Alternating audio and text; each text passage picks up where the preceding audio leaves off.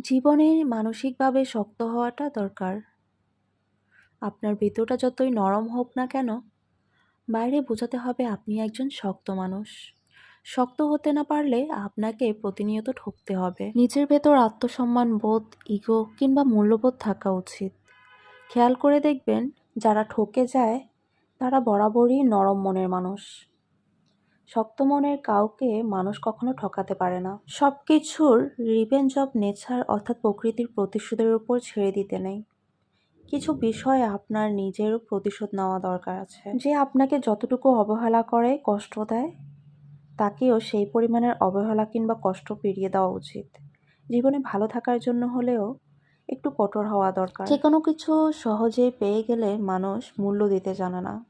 মানুষ হিসাবে আপনি সহজ হতে পারেন, তবে সস্তা কিংবা সহজলভ্য হতে চাবেন না। যে আপনাকে যতটুকু দেবে তাকে ততটুকু ফিরিয়ে দিতে শিখুন, হোক সেটা আঘাত কিংবা ভালোবাসা।